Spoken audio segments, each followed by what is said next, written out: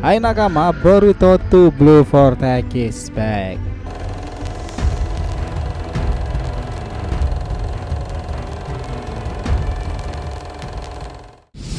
Nah gini, Karma God dan Boruto itu pada dasarnya memang saling berhubungan setelah adanya Shinju atau Ego Jubi sekarang ini. Sejak awal Boruto memburu God karena dia tahu bahaya apa yang akan menanti dunia shinobi karena ulah God dan cakra Otsutsuki-nya, yang mana membuat dia itu menghasilkan para monster tersebut setelah tanda cakra itu digunakan pada Jubi.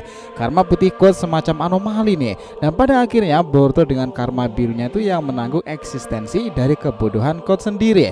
Meskipun Boruto telah membangkitkan beragam atribut dari karma birunya nih, tetapi melawan Ego Jubi ini adalah satu hal yang tidaklah mudah. Lalu apakah God masih akan bertanggung jawab dengan semua yang dia perbuat ini di saat dia sendiri kabur ketika dia tak mampu menghadapi para Ego Jubi? Nih lihat nih aksi sang pengguna karma biru yang tetap pantang menyerah melawan para eksistensi dari dampak karma putih God itu sendiri. Nah kita mulai.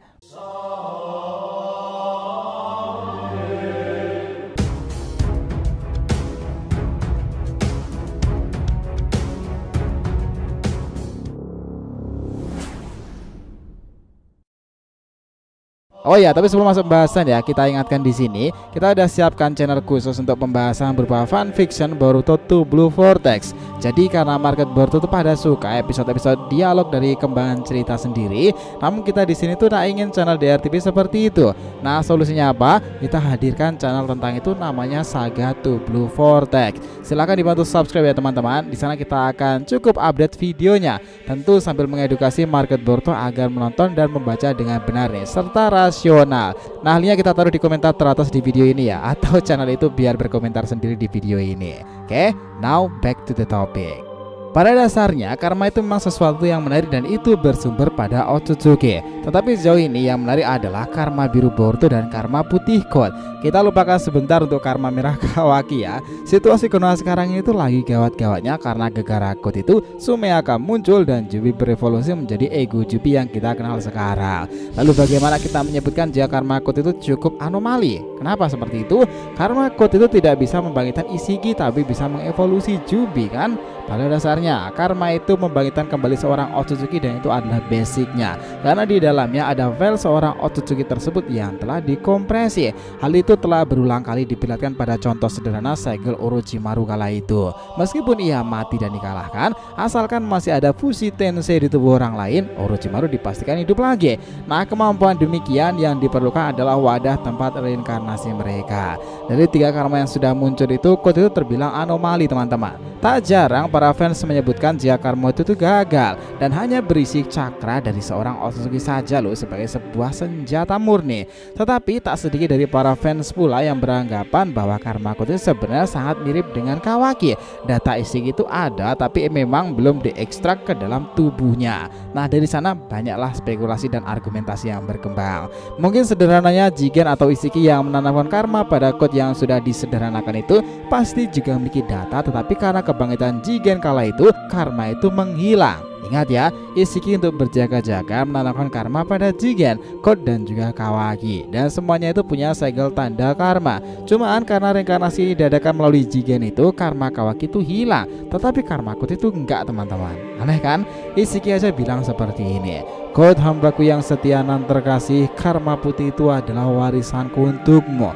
Itu adalah sebuah senjata murni. Perbaharuilah tubuhmu dan berevolusilah hingga kau menjadi yang tertinggi di alam semesta ini.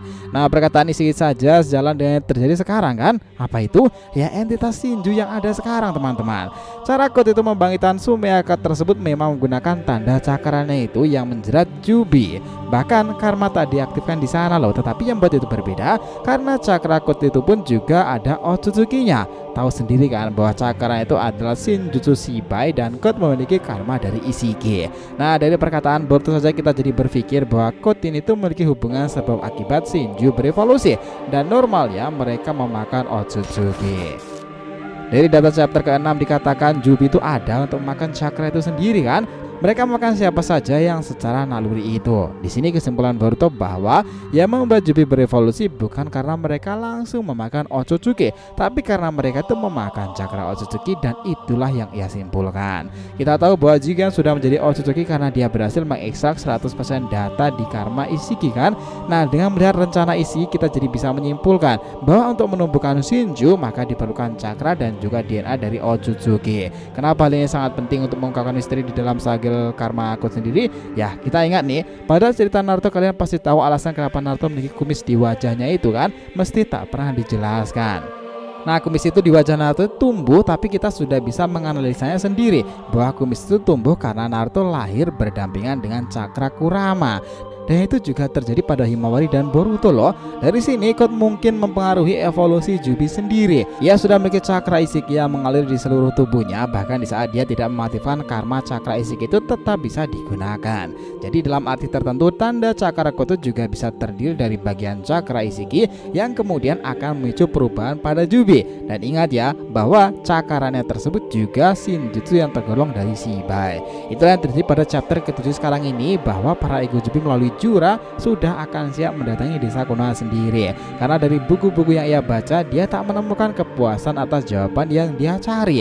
Kenapa dia ingin menemukan targetnya Naruto? Nah, pertanyaan sekarang, setelah rentetan kekuatan yang sudah Boruto bangkitkan sekarang ini, mungkin gak nih jika Boruto pada akhirnya akan membangkitkan karmanya lagi? Ya, mungkin aja sob. Nah, Boruto sudah mengaktifkan teknik tingkat tinggi seperti Uzuiko Vortex, Flying Raijin, God Thunder teknik tersebut, Kusanagi Sword maupun yang lainnya. Tetapi jika lawannya sudah Jubi seperti ini dan masih berhubungan dengan Code sendiri, bukan tidak mungkin untuk pertama kalinya setelah 3 tahun karma biru itu akan diaktifkan kembali. Gimana ya pekerjaannya Mon itu setelah setidaknya 3 tahun kita tak melihat blue karma itu menggelegar lagi.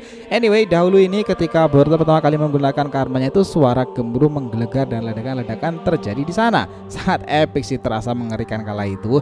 Itu adalah kemunculan spektakuler dan ketika menghadapi Kashin Koji, yang mana sekarang malah menjadi gurunya sendiri kan setelah tersegel pada akar Shinju Ego Jubi. Nah, kehidupan memang selalu seperti itu ya. Pada diri Boruto memang selalu berhubungan dengan hal berwarna biru, dimulai dari mata birunya itu, Jogan birunya maupun kata Blue Vortex yang juga mungkin mengacu pada Rasengan biru itu. Nah, satu hal yang menjadi antitesis di sini adalah karma birunya. Kita yakin sih di sini setelah Boruto menganalisa karma putihku dan pada Sarada serta Sumire kala itu, dia telah merencanakan sesuatu ketika membangkitkan karma birunya aktif kembali.